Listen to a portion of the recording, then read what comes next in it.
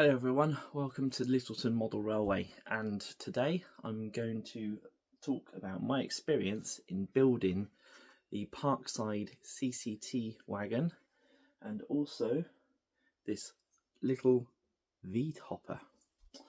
So the kits are, the first one is the Parkside 00 gauge XLMS or LMS CCT wagon. And then the other one is the Dungles models, the 009 scale Hudson V tipper. That's the card that comes with it there. And let's see, how did I get on? These were my first kits that I built. I made aircraft, airfix kits in the past as a child, but that was years ago, and I was quite generally bad at that, so I thought watch a few videos, get some tips, and then give this a try. My original reason for getting this one is I saw it was £10 and I thought, with the price of wagons that they are, I wonder if this is a way of saving money. Spoiler alert, it's not. It's a way of making you regret your decisions. And then the other one, so if I didn't like the first one, why did I buy the second one? So this one, I wanted a little V-tipper to remind me of me and my wife's trip to the Peak District, where there's still one of these sat on top of the lime kilns, and that was one of the views that we took in. Very lovely holiday.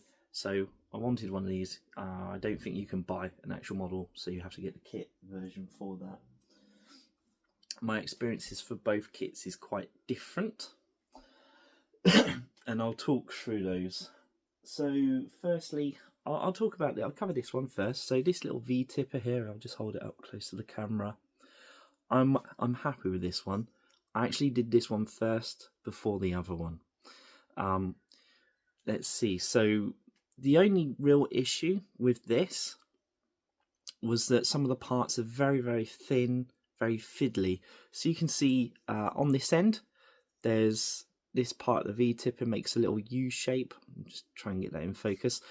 On this end, you can see it's a little bit snapped there when it was cut to size.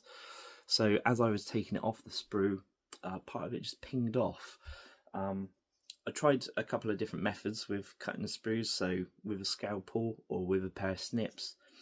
With the scalpel, it was quite hard because the pieces were so small you couldn't lie them flat on anything to push the scalpel through without bending and potentially breaking the piece. So I changed to snips, and I found that the snips sort of like, as they cut into the sprue, it adds a bit of compression tension either side of as the blades push in, and that's what caused that to sort of like flex and then ping off, and lost it, unfortunately. If I'd found it, I could have perhaps glued it back on.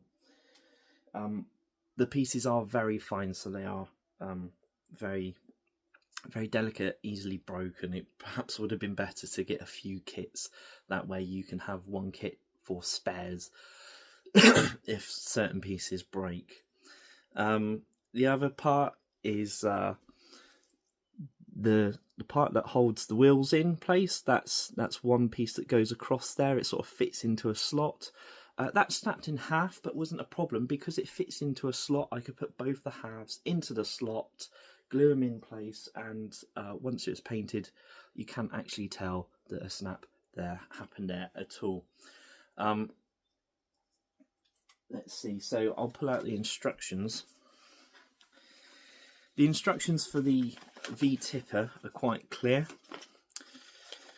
You have a nice exploded diagram that shows you all the parts and where they go and the order in which to sort of like attach them, which is very useful. So the bit that I said that snapped was this piece here that holds the wheels on. That just clean break in the middle, stuck it into the cutout here, no problem.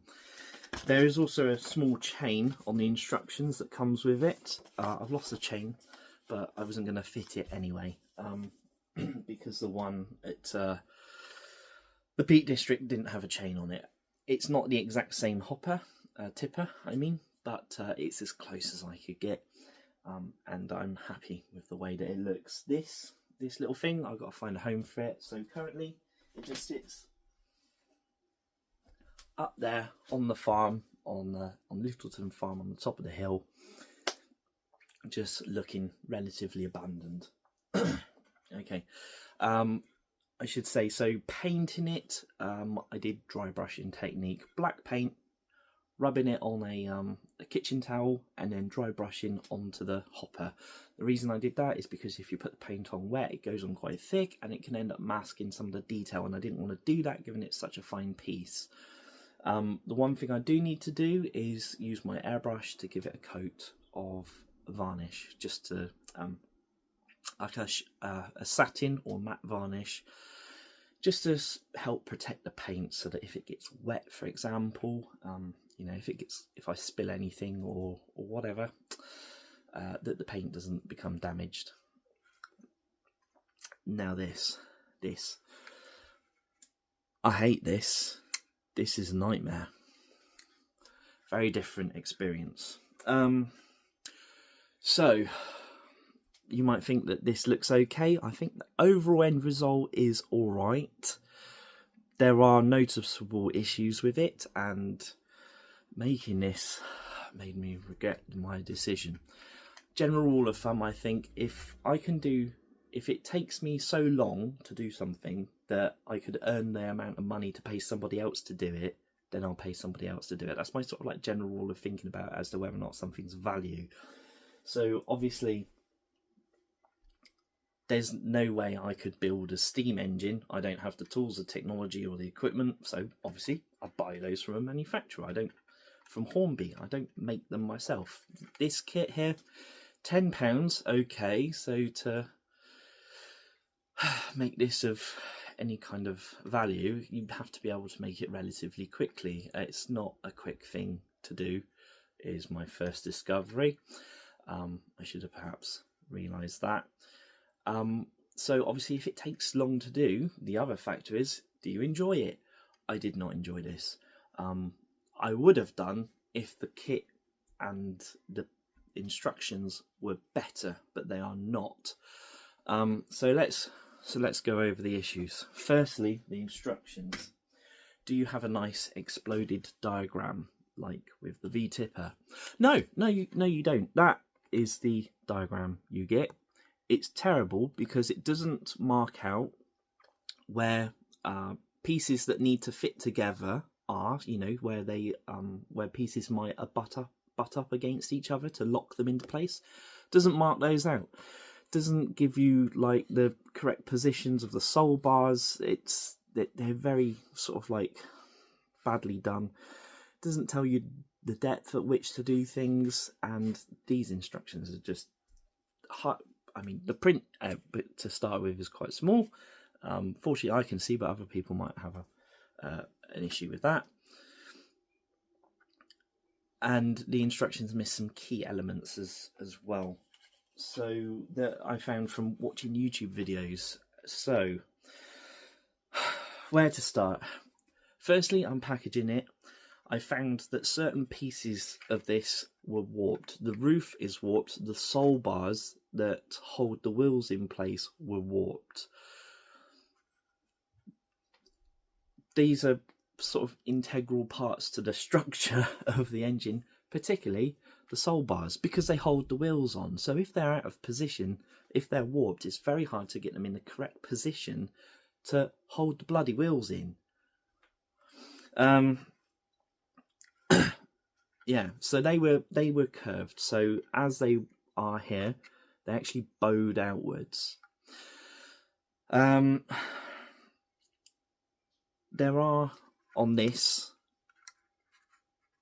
is on this lines underneath these, what do you want to call them, markings that you can press the sole bars against to get them in the correct position. So that's useful. So the fact that they're warped can be rectified. You can fit them into the correct position. These lines are not indicated on the instructions, so it doesn't tell you that you can press them up against this. So you can press the soul bars into the correct position, but there's no easy way of getting soul bars to actually go straight vertical to the floor. At a right angle. At a right angle to the floor, so that they're the correct distance. As a result, the wheels don't fit properly in this, and you're not given anything that, like say, a piece of the sprue that's marked out that you can cut off and then use in there as a jig to make sure that the spacing between the axle boxes is correct. They don't provide that. That would have been really helpful if they did, but they don't, and they also don't tell you what the spacing should be, which is really annoying. That's the soul bars dealt with. No, it's not. It first bit in the instructions is that you get these little brass. Can you see them in the bag there? These small brass parts that are bearings for the wheels, which is great. I love that feature. They don't fit in the axle boxes. You have to drill them out first. I just thought it was a problem with the moulding, so I didn't use the bearings. Have used it without. It was only after watching some videos where people suggested that you drill out the axle boxes that you get a pin drill, and you make the holes big enough for the axle boxes. So they provide axle boxes. They provide bearings with it that don't fit, and they haven't changed the moulding to allow it to fit either.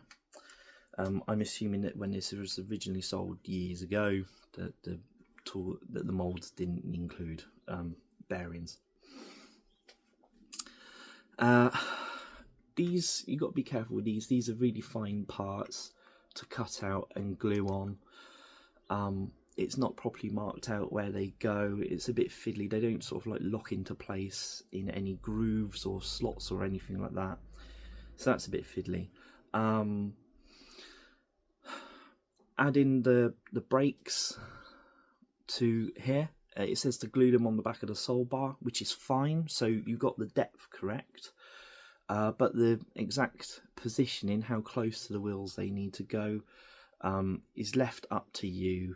There's no groove that they sort of slot into to help you get the spacing correct. So as a result, it ends up that the brakes are all sort of like slightly off distance. It's very fiddly, with tweezers trying to get them into sit in the correct place and space them evenly.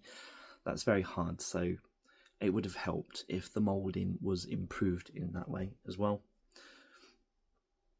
The soul bars were too long as well. So as well as them being bowed when I put them in, they're ever so slightly too long for the actual chassis, so that caused them to bow out, and I'd already put the glue on it by that point. so I was like, oh, bugger, I've just got to go ahead with this, and I'm pushing everything into place as best as I can. So there are certain areas where you can see where there's a little bar there that should be pressed up against, but there's a gap between that and the soul bar because it wouldn't fit in properly there. And of course, trying to push that in with no way of setting the spacing between the axle boxes correctly meant they ended up wobbling all over the place, and my primary concern was to make sure that they were at a right angle to the chassis so that the axle boxes were fairly sensibly spaced. You can actually kind of fit the axle, the bearings in this, but if you do, it pushes it outwards. And that's why I didn't realise at first that you needed to drill them out, because they did kind of fit, but they pushed. But it also meant that you would have had to have put the soul bar right up against the edge, which is not where it goes. The windows, I haven't done the windows. That's on me. I just couldn't be bothered. You are supposed to cut it out of the packaging. I like that. That's a very good point, because that's keeping it sustainable, using the packaging as part of the model. That's clever thinking. The buffers. So for this, they need to have flat tops because this is a covered car transporter. These back doors open up, this flap goes down, and then cars roll on and off the wagon. For this to go down, this would rest on the buffers. which means they have to have flat tops. These buffers, the buffers provided are round. It says in the instructions that you have to file them down. Filing metal is a pain in the backside. But okay, whatever. So you start and then you soon realise that the buffers are painted black and the metal, when you file it, is white. So why paint the buffers? Because you then have to repaint the buffers, otherwise you've got black buffers with the silver white metal on top. And it's also going to be, because you've filed it, it's not going to be super smooth unless you're really, really good at filing metal down and sanding it down. So that is, I didn't like that. So I haven't filed the buffers down because it's fiddly, it takes ages, and it will also ruin the look of the buffers. The roof. So these ends fit on inside here. There's a little bar goes across, so you can put the base in the correct position against the end section. Okay, so they sort of like lock together nicely. There isn't that on the roof, so you can't go, okay, put a bit of glue there, stick that on, put a bit of glue inside the roof, use that to, indeed without glue, just use the roof to hold this in place so that you get the angles for these ends correct, because you don't want them too wide because then the roof won't fit, and you don't want them too narrow because then the roof will overhang too much. So without that, you can't use the roof to get the positioning correct, which means you have to rely on the walls on the sides. Now these also bowed, they are also too long. These are lined up on the corners, so you can see I actually had to take this apart, sand it down, put it back together and line it all up. And even with the corners all lined up, and there's damage there from where I took it apart the first time, these are still too far apart at the top. I spent ages pressing this in, trying to get the glue to the roof to glue on here correctly, because there should be a very small overhang of the roof according to the crap drawings in the instructions. But if you did that, the edge of the wall then poked out too far, and you would have to sand it down, and then you would end up with a gap there, because of course instead of having the tips of the corners meeting together, you would have sort of like a bit of a lump like this where you've filed this bit down, and so you'd end up with a rather strange line on the side. So that was extremely frustrating. On top of that, these walls, so like I said, there's no lip inside the roof to help you get the end piecing correctly. There's no lip along the edge here, so this is not glued to anything. You can't glue that to anything. As a result, if a kid picks this up and squeezed it, they will push the walls in.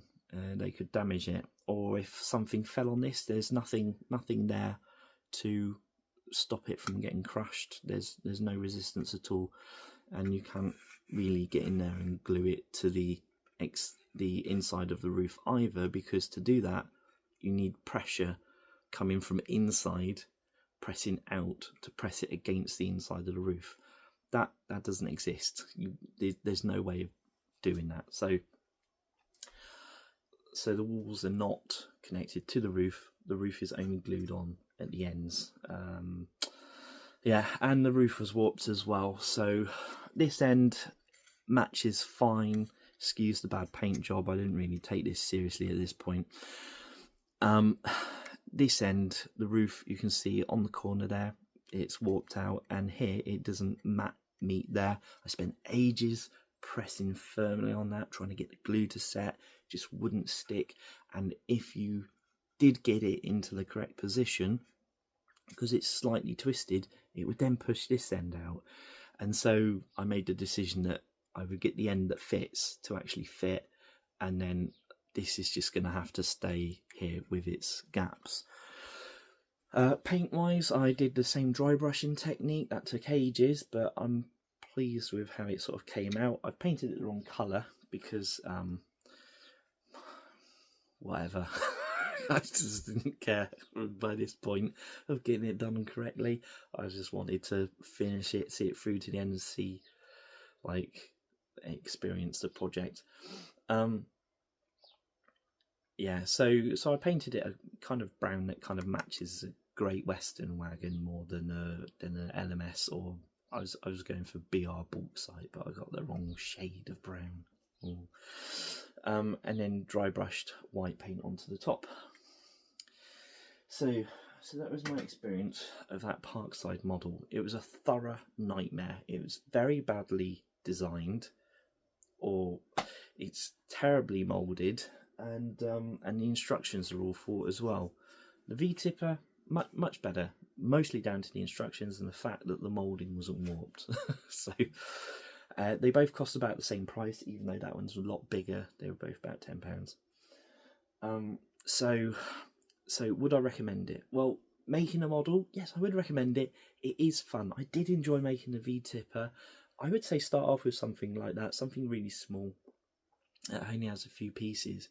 It mostly comes down to the quality of the moulding and the quality of the instructions you are given, as well as the design as well. Having slots for everything so they all fits together makes a huge difference. It really helps you assemble the piece. Here, where you're kind of doing it freehand, where you're relying upon your own skill, so to speak, to make sure everything lines up, and you have to heavily modify the actual kit to make it to work. There's a horrendous amount of filing involved in that, and it still didn't fit together properly, just because pieces just don't fit together properly. Yeah, I would say, yeah, don't buy that kit. It's horrible unless you're an expert and you really are into doing all the modifications. But if you're just looking for something you can do in a couple of hours, just as something to sort of like occupy yourself, bring a bit of peace of mind, something that you can do to help clear your thoughts, doing a little one, absolutely great. That was an absolute pleasure. And like I said, I did that one first, I did the other one second, so I did do that to sort of like gain a little bit of experience before moving on to the bigger project. And yeah, all right, so I hope you found that insightful. So buyer beware in terms of these kits, but if you do try one, I wish you all the best. I hope you do watch those videos by other YouTubers. I can't remember who it was. 00 Bill, I think was one of them. Yeah, watch their videos on how to make the Parkside kits. The one thing they don't include is how to set the sole bars at a right angle to the base. So you'll have to figure out your own way of doing that. Maybe get a matchstick, cut it to size, and then put a small clamp on it, perhaps. That might help. But of course, it doesn't tell you what the size actually needs to be. I'm sure there'll be something you can measure it against, you can test it against. But yeah, so I hope you found it helpful, and have fun with it. Take care. Bye.